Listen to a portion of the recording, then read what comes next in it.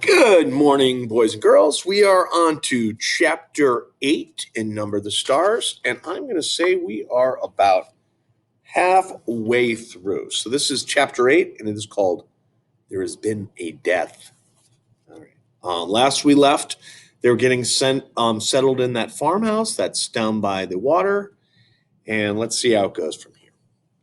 Through a haze of dreams, Anne Marie heard Henrik rise and leave the house, headed for the barn with his milking pail at daybreak. Later, when she woke again, it was morning. She could hear birds calling outside, one of them close by the window in the apple tree. And she could hear Mamma below in the kitchen talking to Kirsty. Ellen was still asleep. The night before, so shortened by the soldiers in the Copenhagen apartment, seemed long ago. Anne Marie rose quietly so that she wouldn't wake up her friend.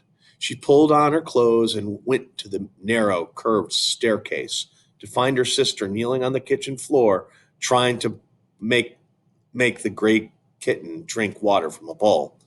Silly, she said. Kittens like milk, not water. I'm teaching this one new habits, Kirsty explained importantly, and I have named him Thor, for the god of thunder. Anne Marie burst out laughing. She looked at the tiny kitten who was shaking his head, irritated at his wet whiskers as Kirsty kept trying to dip his face to the water. God of thunder, Anne Marie said. He looks as if he would run and hide if there was a thunderstorm. He has a mother someplace who would comfort him, I imagine, Mamma said. And when he wants milk, he'll find his mamma. Or he could go visit that cow, Kirsty said. Although Uncle Henrik no longer raised crops on the farm as his parents had, he still kept a cow who munched happily on the meadow grass and gave a little milk each day in return. Now and then he was able to send cheese into Copenhagen to his sister's family. This morning, Emery noticed with delight Mamma had made oatmeal, and there was a pitcher of cream on the table.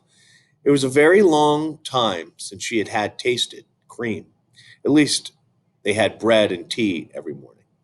Mamma followed Emery's eyes to the pitcher. Fresh from Blossom, she said. Henrique milks her every morning before he leaves for the boat. And she said, there's butter too. Usually, not even Henrik has butter, but he managed to save a little this time. Save a little from what? Emery asked, spooning oatmeal into a floured bowl. Don't tell me the soldiers try to, what's the word? Relocate our butter too? She laughed at her own joke. But it wasn't a joke at all, though Mom laughed ruefully. They do, she said. They relocate all the farmers' butter right into the stomach of their army. I suppose that if they knew Henrique had kept this tiny bit, they would come with guns and march it away, down the path. Kirsty joined their laughter, and the three of them pictured a mound of frightened butter under military arrest. The kitten darted away when Kirsty's attention was distracted and settled on the windowsill. Suddenly, here in the sunlight kitchen, with cream in a pitcher and a bird in the apple tree beside the door, and out in the Kattegat, where Uncle Henrique, surrounded by bright blue sky and water, pulled in his nets filled with shiny silver fish. Suddenly, the specter of guns and grim faced soldiers seemed nothing more than a ghost story, a joke with which no frightened children in the dark.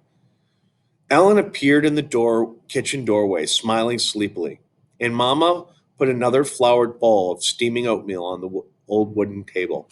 Cream, Emery said, gesturing to the pitcher with a grin. All day long, the girls played out of doors under the brilliant, clear sky and sun. Emery took Ellen to the small pasture beyond the barn and introduced her to Blossom, who gave a lazy, rough textured lick to the palm of Ellen's hand, and when she extended it timidly, the kitten scampered about and chased flying insects around the meadow.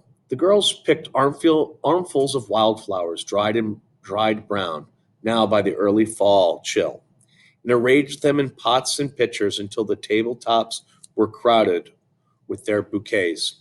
Inside the house, Mamma scrubbed and dusted, tisking at Uncle Henrik's untidy housekeeping.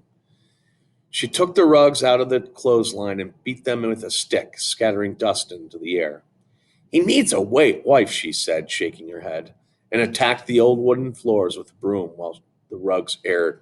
Just look at this, she said, opening the door to the little used formal living room with its old fashioned furniture. He never dusts.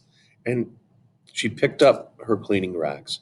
And Kirsty, she added, the god of thunder, made a very small rain shower in the corner of the kitchen floor. Keep an eye on him. Late in the afternoon, Uncle Henrique came home. He grinned when he saw the newly cleaned and polished house, the double doors to the living room wide open, and the rugs aired and the windows washed. Henrique, you need a wife, Mama scolded him. Uncle Henrique laughed and joined Mama on the steps near the kitchen door. Why do I need a wife when I've got a sister? He added in his booming voice. Mama sighed, but her eyes were twinkling. You need to stay home more often to take care of the house. The step is broken and there's leaking faucet in the kitchen. And Henrique was grinning at her, shaking his head in mock dismay.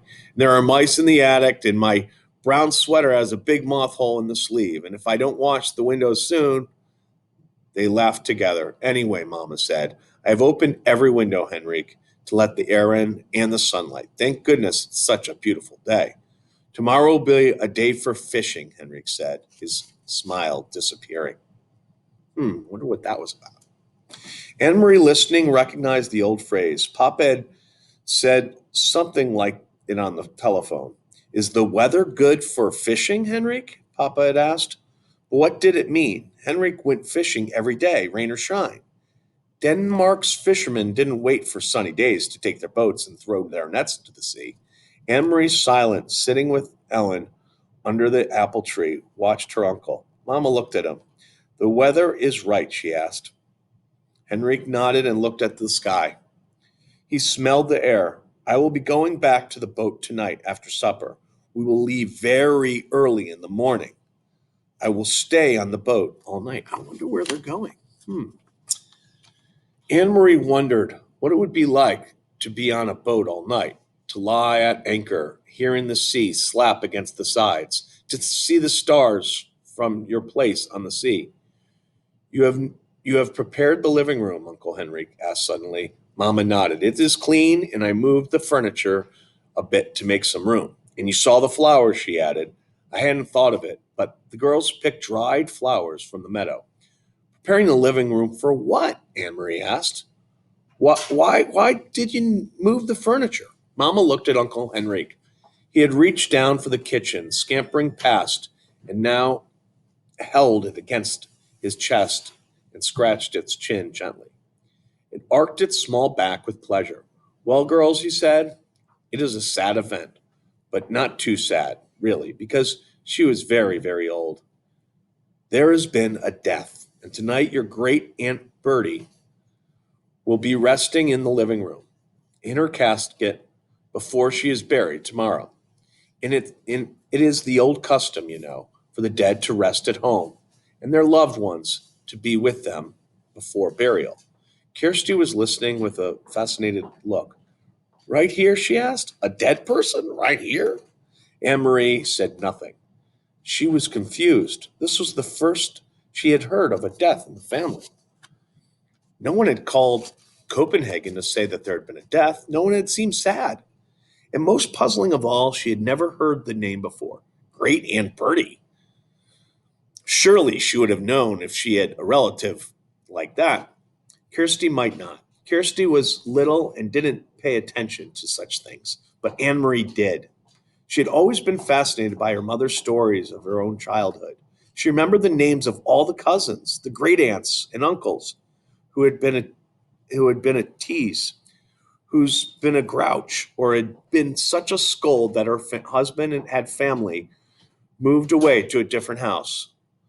Though they continued to have dinner together every night, such wonderful, interesting stories filled the colorful personalities of her mother's family. And Anne Marie was quite certain, though. She said nothing. There was no great Aunt Bertie. She didn't exist. I wonder what is that all about? Why would they be making up this? But all right, let's think about that. And that is chapter 8. So tomorrow I will be coming out with